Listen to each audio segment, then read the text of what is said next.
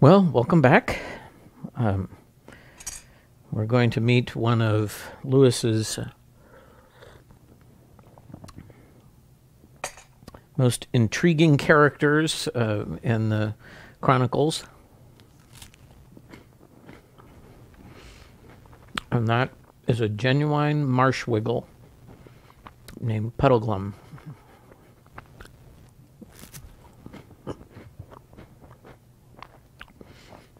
I don't know if you're enjoying tea with me, but I hope you at least get to have a snack while you listen.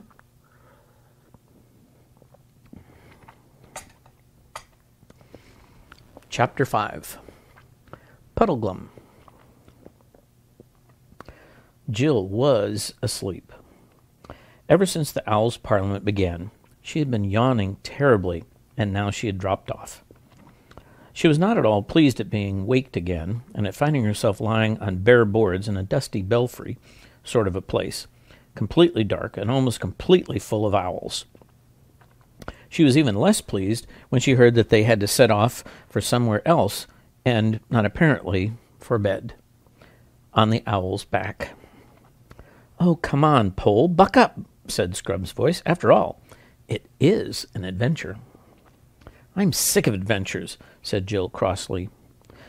She did, however, consent to climb onto Glimfeather's back, and was thoroughly waked up, for a while, by the unexpected coolness of the air when he flew out with her into the night. The moon had disappeared, and there were no stars. Far behind her she could see a single lighted window well above the ground, doubtless in one of the towers of Cair Paravel. It made her long to be back in that delightful bedroom, snug in bed, watching the firelight on the walls.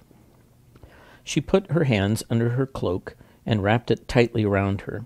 It was uncanny to hear two voices in the dark, a little distance away. Scrub and his owl were talking to one another.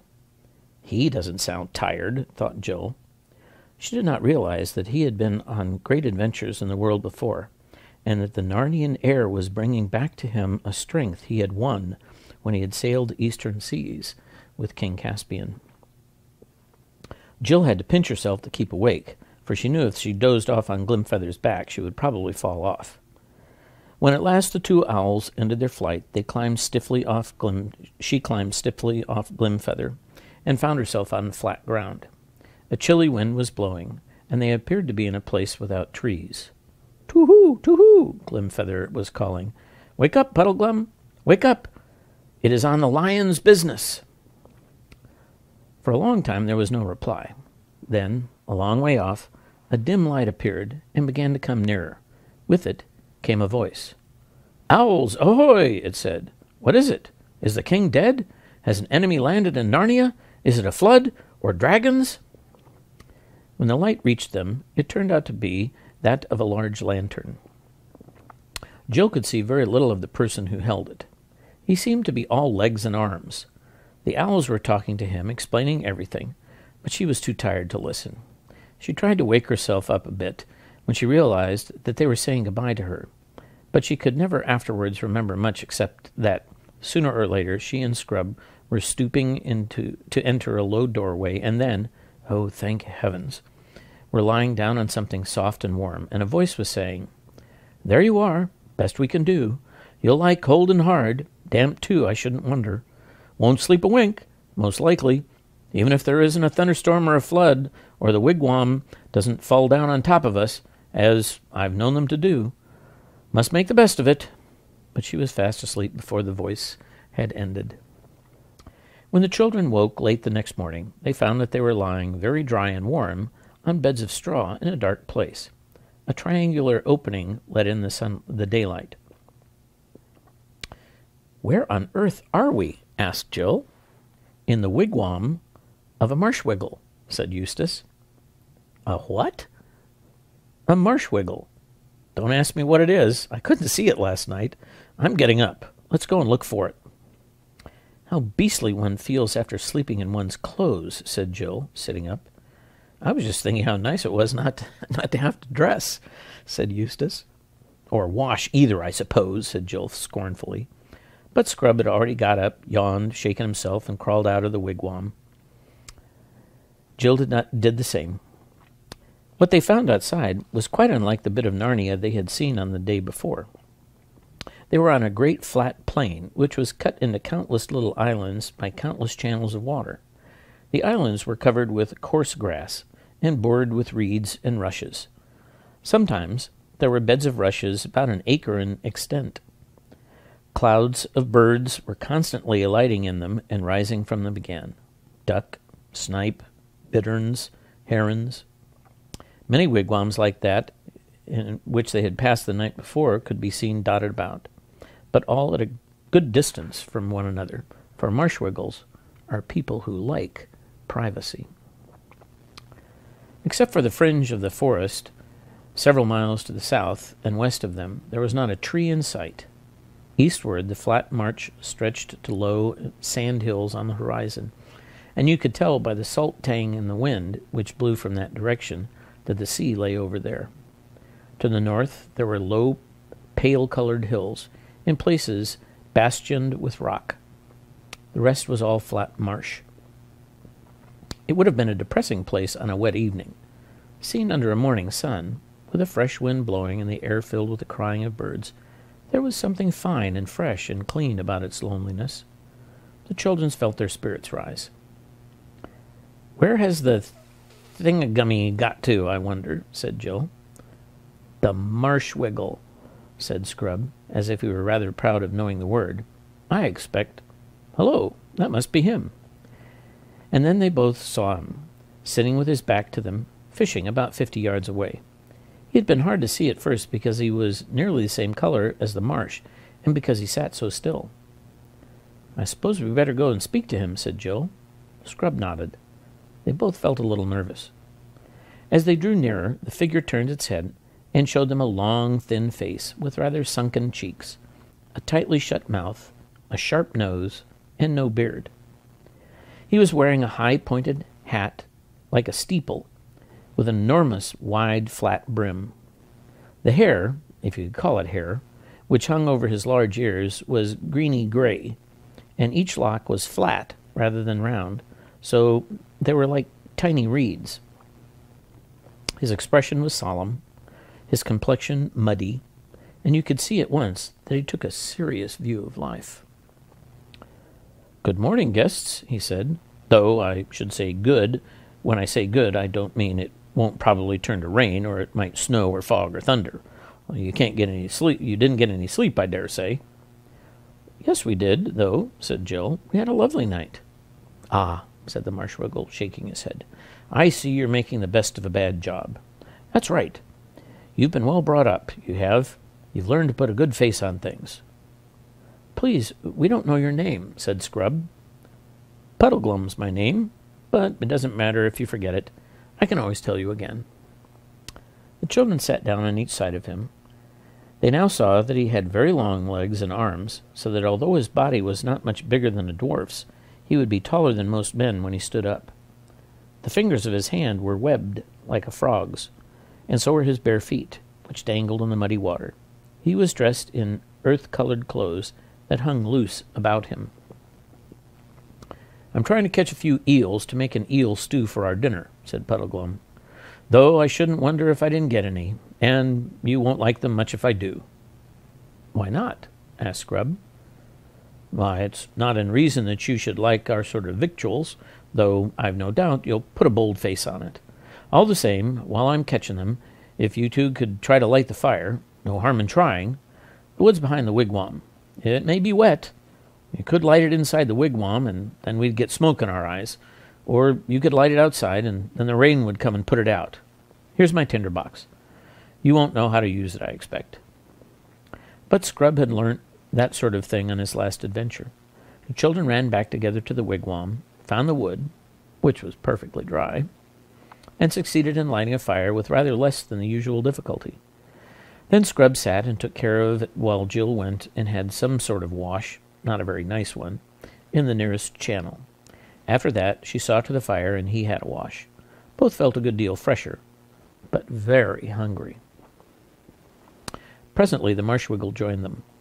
In spite of his expectation of catching no eels, he had a dozen or so, which he had already skinned and cleaned.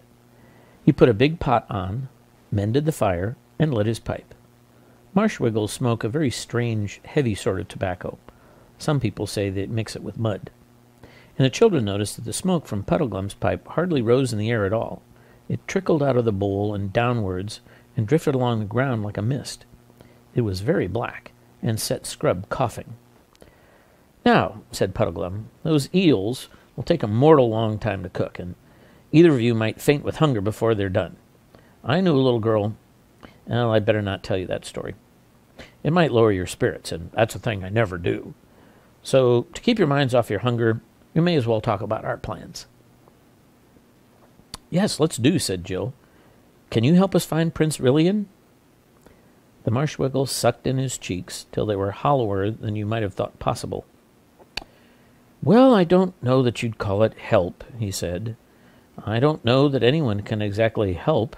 Stands to reason we're not likely to get very far on a journey to the north, not at this time of the year, with the winter coming on so soon and all, and an early winter, too, by the look of things. But you mustn't let that make you get downhearted.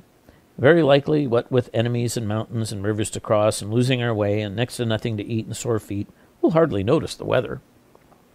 And if we don't get far enough to do any good, we may get far enough not to get back in a hurry." Both children noticed that he said "we," not "you," and both exclaimed at the same moment, "Are you coming with us?" "Oh, yes, I'm coming, of course. Might as well, you see. I don't suppose you shall ever see the king back in Narnia, now once he's set off for the foreign parts, and he had a nasty cough when he left. Then there's Trumpkin. He's failing fast, and you'll find there'll have been a bad harvest after this terrible dry summer, and I shouldn't wonder if some enemy attacks us. Mark my words." "And how shall we start?" said Scrub. "Well," said the Marsh Wiggle very slowly, "all the others who ever went looking for Prince Rilian started from the same fountain where the Lord Drinian saw the lady. They went north mostly, and as none of them ever came back, we can't exactly say how they got on. We've got to start by finding a ruined city of giants," said Jill. "Aslan said so." "Got to start by finding it, have we?" answered Puddleglum. "Not allowed to start by looking for it, I suppose?" "That's what I meant, of course," said Jill. "And then, when we found it—" "Yes, when," said Puddleglum very dryly. "Doesn't anyone know where it is?" asked Scrub. "I don't know about anyone," said Puddleglum, "and I wouldn't say I haven't heard of that ruined city. You wouldn't start from that fountain, though. You'd go across to Ettonsmoor. That's where the ruined city is, if it's anywhere. But I've been as far as in that direction as most people, and I've never got to any ruins, so I won't deceive you." "Where's Ettonsmoor?" said Scrub. "Look over there northward," said Puddleglum, pointing with his pipe. "See those hills and bits of cliff? That's the beginning of Ettonsmoor. But there's a river between it and us, the river Shribble. No bridges, of course." "I suppose we could ford it, though?" said Scrub. "Well, it has been forded," admitted the Marsh Wiggle. "Perhaps we shall meet people on Ettonsmoor who can tell us the way," said Jill. "You're right about meeting people," said Puddleglum. "What sort of people live there?" she asked. "Not for me to say that they aren't all right in their own way," answered Puddleglum, "if you like their way." "Yes, but what are they?" pressed Jill. "There are so many strange creatures in this country. I mean, are they animals or birds or dwarfs or what?" The Marsh Wiggle gave a long whistle. "Whew," he said. "Don't you know? I thought the owls would have told you. They're giants." Jill winced. She had never liked giants even in books, and she had once met one in a nightmare. Then she saw Scrub's face, which had turned rather green, and thought to herself, "I bet he's in a worse funk than I am." That made her feel braver. "The king told me long ago," said Scrub, "that time when I was with him at sea, that he'd jolly well beaten those giants in war and made them pay him tribute." "That's true enough," said Puddleglum. "They're at peace with us all right. As long as we stay on our side of the shribble, they won't do us any harm. Over on the other side, on the moor, still, there's always a chance. If we don't get near any of them, and if none of them forget themselves, and if we're not seen, it's just possible we might get a long way." "Look here," said Scrub, suddenly losing his temper, as people so easily do when they have been frightened. "I don't believe the whole thing can be half as bad as you're making it out, any more than the beds in the wigwam were warm or were hard or the wood was wet. I don't think Aslan would have ever sent us with so little chance as all that." He quite expected the Marsh Wiggle to give him an angry reply, but he only said, "That's the spirit, Scrub. That's the way to talk. Put a good face on it. But we all need to be very careful about our tempers, seeing all the hard times we shall have to go through together. Won't do to quarrel, you know. At any rate, don't begin it too soon. I know these expeditions usually end that way, knifing one another, I shouldn't wonder, before it's all done. But the longer we keep off it—" "Well, if you feel it's so hopeless," interrupted Scrub, "I think you'd better stay behind. Pole and I can go on alone, can't we, Pole?" "Shut up and don't be an ass, Scrub," said Jill hastily, terrified lest the Marsh Wiggle should take him at his word. "Don't lose heart, Pole," said Puddleglum. "I'm coming, sure and certain. I'm not going to lose an opportunity like this. It would do me good. They all say, the other Wiggles all say, I'm too flighty. Don't take life seriously enough. If they've said it once, they've said it 1,000 times. Puddleglum, they've said, you're altogether too full of buoyance and bounce and high spirits. You've got to learn that life isn't all fricasseed fries and eel pie. You want something to sober you down a bit. We're only saying this for your own good, Puddleglum. That's what they say. Now, a job like this, a journey up north, just as winter's beginning, looking for a prince who probably isn't there, by way of a ruined city that no one has ever seen, well, that's just the thing. If that doesn't steady a chap, I don't know what will." And he rubbed his big frog-like hands together as if they were talking of going to a party or to a pantomime. "And now," he added, "let's see how those eels are getting on." When the meal came, it was delicious, and the children had 2 large helpings each. At first, the Marsh Wiggle wouldn't believe that they really liked it, and when they had eaten so much that he had to believe them, he fell back on saying that it would probably disagree with them horribly. "What's food for Wiggles may be poison for humans, I shouldn't wonder," he said. After the meal, they had tea, in tins, as you've seen men having it who are working on the road, and Puddleglum had a good deal of sips out of a small square bottle. He offered the children some of it, but they thought it very nasty. The rest of the day was spent in preparations for an early start the next morning. Puddleglum, being by far the biggest, said he would carry 3 blankets, and with a bit of bacon rolled up inside them. Jill was to carry the remains of the eel, some biscuits, and the tinderbox. Scrub was to carry both his own cloak and Jill's, when she didn't want to wear them. Scrub, who had learned some shooting when he had sailed to the east under Caspian, had Puddleglum's second-best bow, and Puddleglum had his best one, though he said that what with the winds and the damp bowstrings and the bad light and the cold fingers, it was 100 to 1 against them, either of them hitting anything. He and Scrub both had swords. Scrub had brought one, which had been left out for him in his room in Cair Paravel, but Jill had to be content with her knife. There would have been a quarrel about this, but as soon as they started sparring, the Wiggle rubbed his hands and said, "Ah, there you are. I thought so much. That's just what usually happens on adventures." That made them both shut up. All 3 went to bed early in the wigwam. This time, the children really had a rather bad night. That was because Puddleglum, after saying, "You'd better get some sleep, you 2, not that I suppose any of us will close an eye tonight," instantly went off into such a loud, continuous snore that when Jill at last got to sleep, she dreamed all night long about road drills and waterfalls and being in express trains in tunnels. That's the end of the chapter. And that's Puddleglum. Hope you enjoyed it. See you tomorrow night.